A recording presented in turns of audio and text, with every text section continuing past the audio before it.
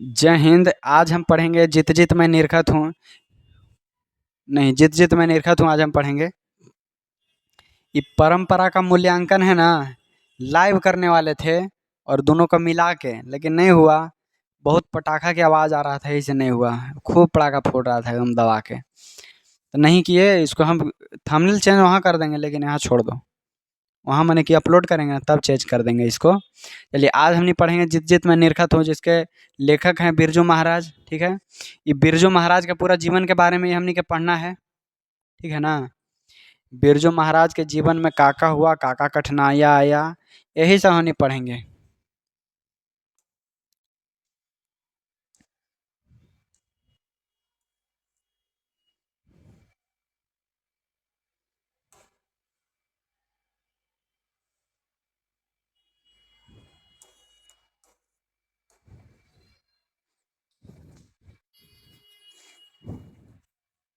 चलिए पढ़ते हैं बिरजू महाराज के बारे में। चैप्टर का नाम है जित जित मैं निरखत हूँ। देखिए, वही है बिरजू महाराज। ठीक है ना जी। देखो एकदम, ये कौन ऐसे कर रहा है? हटो इधर। हाँ, जित जित मैं निरखत हूँ। ठीक है, देखो हमने तुरंत इसको खत्म कर देंगे आज। पंडित बिरजू महाराज ठीक से एक साक्षात्कार, माने कि इनके बारे में क्या क्या है ना, ऐसा हमने कहलाएगा कि हमने खुद साक्षात बिरजू महाराज को देख रहे हैं। देखो, ये को लेखक परिचय। लेखक का नाम है पंडित बिरजू महाराज। जन्म इनको हुआ 4 फरवरी 1938 ईस्वी में। 4 फरवरी 1938 ईस्वी कहाँ में हुआ है जी? लखनऊ में हुआ है इनको जन्म। 4 फरवरी के हुआ है 1938 ईस्वी में, लखनऊ में। यह अपने माता पिता के अंतिम संतान थे। माता पिता के ही अंतिम संतान। ठीक है, मतलब कि सबसे छोट। ठीक है, 3 बहनों के लंबे अंतराल के बाद इनका जन्म हुआ, माने कि सबसे ही छोटे थे, है ना। 3 गो बहन के लंबे अंतराल के बाद इनका जन्म हुआ। बड़ी एकदम मनीता उनीता से, अब जैसे कहो। पाठ परिचय। प्रस्तुत पाठ मतलब इस पाठ में जित जित मैं निरखत हूँ पंडित बिरजू महाराज की शिष्या रश्मि वाजपेयी से हुई बातचीत का संपादित अंश है। देखो किनसे बात हुआ था, ये कौची है ये? तो ये जो पंडित बिरजू महाराज है ना, इनको बातचीत हुआ था किसको से? शिष्या रश्मि वाजपेयी। शिष्या रश्मि वाजपेयी, उनको से बातचीत हुआ था। तो वह बातचीत की छोटा सा यहाँ झलक है। ठीक है, देखो इस पाठ में जित जित मैं निरखत हूँ है जो, कि साक्षात्कार के माध्यम से पंडित बिरजू महाराज की जीवनी, मतलब उनका जीवन, उनका कला, प्रेम तथा नृत्य कला के क्षेत्र में उनकी महान उपलब्धि पर प्रकाश डालेंगे। ठीक है ना, उनको का उपलब्धि प्राप्त हुआ है। बिरजू महाराज का जन्म 4 फरवरी 1938 ईस्वी में लखनऊ के जफरीन अस्पताल में हुआ। लखनऊ में कौन अस्पताल? जफरीन अस्पताल में हुआ, लखनऊ में। ये अपने माता पिता के अंतिम संतान थे। ठीक है, सबसे छोट बताएं जैसन कि इनका जन्म 3 बहनों के लंबे अंतराल के बाद हुआ। 3 गो बहन हो गई, फिर बड़ी दिन के बाद इनको जन्म हुआ। इनके जन्म के समय इनके माता की उम्र 28 वर्ष के करीब थी। इनके माता की उम्र, हाँ, जब इनको जन्म हुआ था इनको मम्मी की उम्र था 28 वर्ष, तथा बड़ी बहन 15 साल के। बड़ी बहन क्या साल के? हाँ, इनको जो बड़ी बहन थी वो 15 साल के। इनके माता की उम्र कितना था? 28 वर्ष, जब इनको जन्म हुआ, मैंने कि 4 फरवरी 1938 ईस्वी। इनके पिता प्रख्यात, माने कि फेमस एगो नर्तक थे, डांसर। ठीक है, इनको पिताजी एगो प्रख्यात माने कि फेमस एगो डांसर थे। इन्हें नृत्य कला विरासत में मिली थी। विरासत कहे के मतलब ये जैसे तुमको घर है, तुमको घर में सब डीजे के काम करते आ रहे हैं, इलेक्ट्रिशियन है सब कोई। ना होता है कि पंखा बना रहे, सब पंखे बना रहे। मानीपुर में वो घर है, तीनों भाई पंखे बनाता है सब, है ना। हाँ वही, उनको भी ऐसी ही नृत्य कला है जो मिला था विरासत में। ये अपने पिताजी के साथ रामपुर के नवाब के दरबार में नृत्य कार्यक्रम में जाया करते थे। ये अपने पापा के साथ कहाँ जाते थे? तो रामपुर के दरबार में।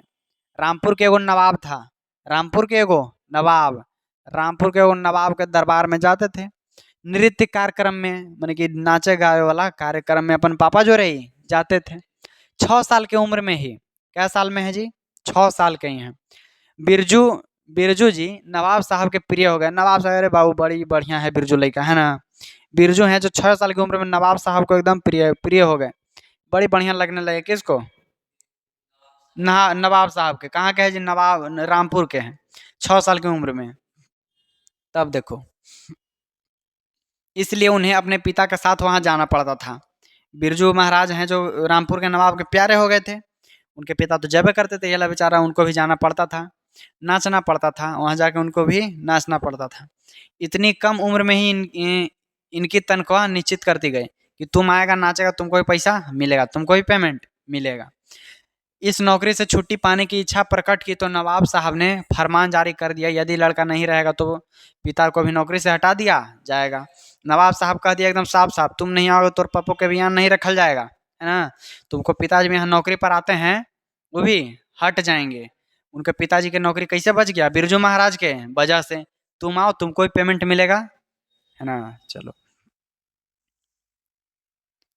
इस आदेश से पिताजी ने खुश होकर हनुमान जी को प्रसाद चढ़ाया तथा मिठाइयाँ भी बांटी। और ये आदेश सुन लिए ना, तो एकदम इनको पिताजी हैं बिरजू महाराज के जो एकदम खुश हो गए। काहे कि अरे वाह, दोनों का नौकरी लग गया, तो छोटे को है ये है ना।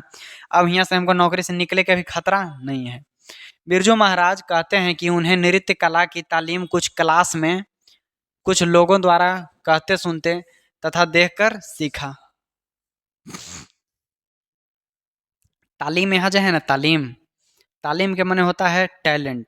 नहीं कहता है कैसे सीखा ये चीज करना, इसका तालीम मतलब ज्ञान, है ना, उस चीज के लिए ज्ञान। तो बिरजू महाराज के जो डांस का ज्ञान है, नृत्य के कला, ये कुछ क्लास में, स्कूल के कुछ क्लास में सीखे, कुछ लोगों द्वारा कहते हुए कि जैसे नाचते हैं तो हाथ ऐसे नहीं ऐसे रखना चाहिए, कैसे भी मतलब सुन के तथा देख कर।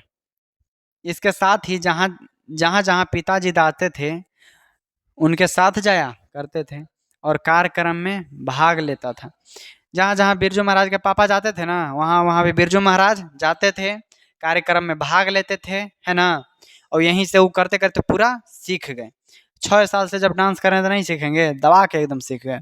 पिताजी की मृत्यु 54 साल की उम्र में लू लगने के कारण हो गई।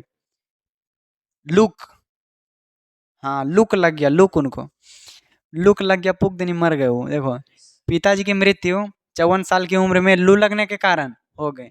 वे सहनशील व्यक्ति थे। कौन? बिरजू महाराज के, बिरजू महाराज।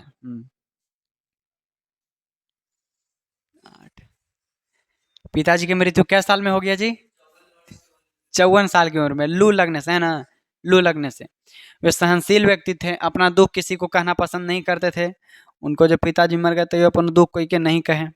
ऐसे तो जान सब क्या होगा, लेकिन अपने नहीं वो होता है रोने वाला, रोने धोने वाला, वैसे नहीं किए। वे अति प्रिय व्यक्ति थे, बड़ी बढ़िया एकदम प्यारा, जैसे कोई रहता है व्यक्ति सबसे लड़ित रहेगा, वो वैसे नहीं थे, वो सबके अति प्रिय व्यक्ति थे। पिता की मृत्यु के बाद माँ को दुखी देखकर उदास उदास रहने लगे। वो जो बिरजू महाराज हैं, पिताजी की मृत्यु हो गया तो माँ को उदास देखकर वो भी उदास रहने लगे, क्योंकि उनके मरते ही खराब दिन शुरू हो गए। जैसे पिताजी मर गए, उनके घर के दिन में दिन कैसे हो गया उनको? खराब। घर के एकदम दयनीय स्थिति हो गया, दिन एकदम खराब हो गया, घर के पैसा कौड़ी आना है ये नहीं है। भोजन वस्त्र का घोर अभाव हो गया, खाना पीना के भी लाला पड़ गया बिरजू महाराज के घर में, ठीक है ना। खाना पीना के, कपड़ा लत्ता, ये सब के अभाव हो गया, ठीक है। चलो आगे, इतना समझ में आया ना। उनके पिताजी की मृत्यु 54 साल की उम्र में हो गया लू लगने से।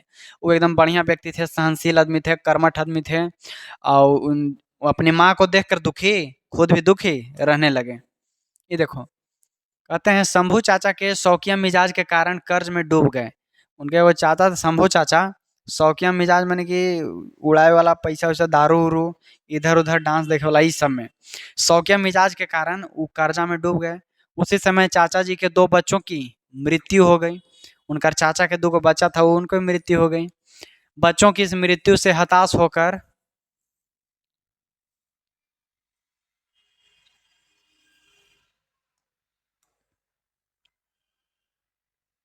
देखो, बच्चों की मृत्यु से हताश होकर वे अपने अम्मा को डाइन कहने लगे, अपनी मम्मी के डाइन कहने लगे। कौन? शंभू चाचा, माने कि बिरजू महाराज के दादी के। है ना, क्या कहने लगे, डाइन, है ना। देखो, इसलिए मैं माँ को लेकर नेपाल चला गया। माँ के कहाँ लेके चल गए, नेपाल। इसके बाद मुजफ्फरपुर गया, नेपाल से फिर मुजफ्फरपुर, बिहार वाला मुजफ्फरपुर नहीं ना है, मुजफ्फरपुर नेपाल है। फिर अम्मा बांस बरेली, फिर अम्मा बांस बरेली इसलिए ले गई कि वहाँ नाचेगा तो इनाम मिलेगा। फिर जो उनको अम्मा है ना, दादी, उनको लेके गई कहाँ, बांस बरेली। लेके गई काहेला कि वहाँ नाचेगा तो इसको इनाम मिलेगा, है ना, पैसा मिलेगा वहाँ नाचेगा तो। चलो,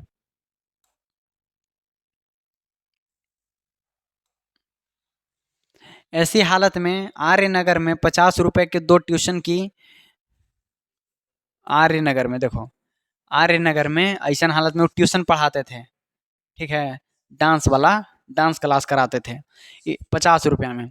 इस प्रकार 50 रुपए में काम करके किसी तरह पढ़ाता रहा। सीताराम नामक लड़के को डांस सिखाता और उन्हें पढ़ा भी देता था।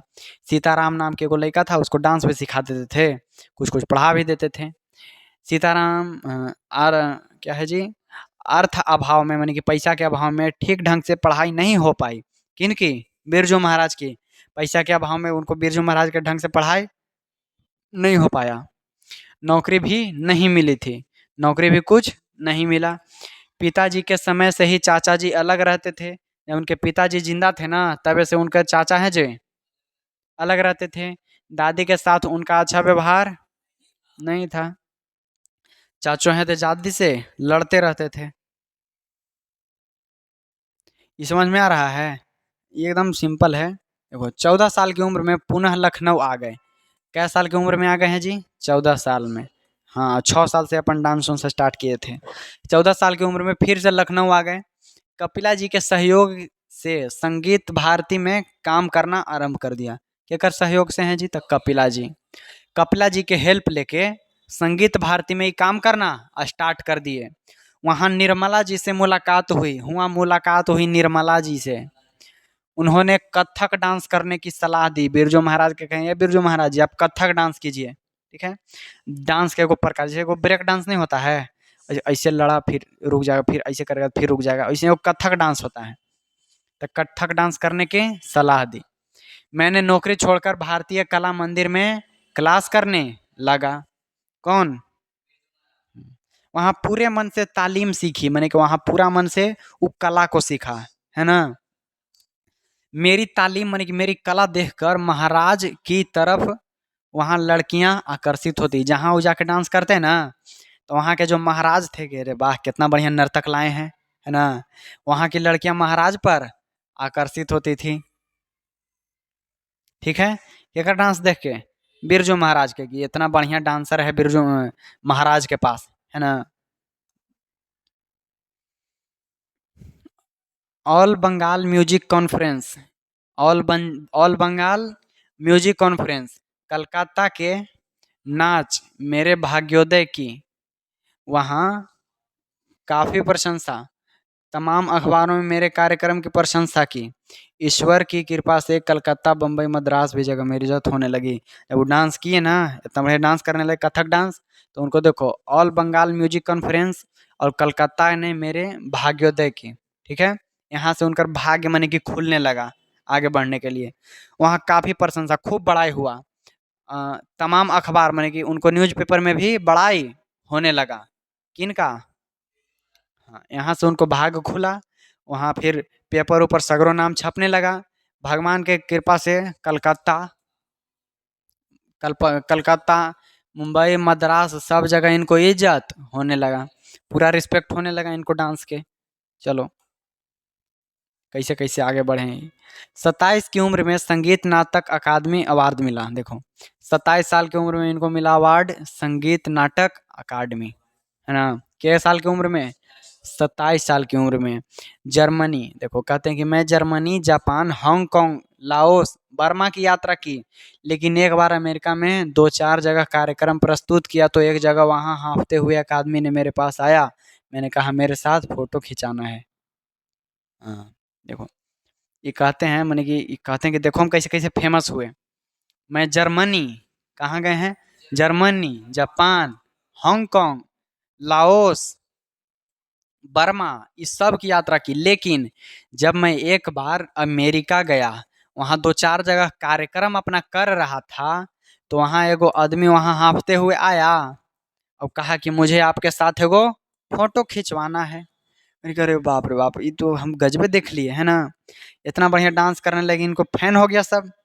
दौड़ दौड़ के हाँफते हुए गया, वो फोटो खिंचाने के लिए कहने लगा। देखो, अब कहते हैं, क्या तुम्हें यश यश अब लड़का बेहाल हो गया। इस प्रकार पाकिस्तान में कोई खातून थी।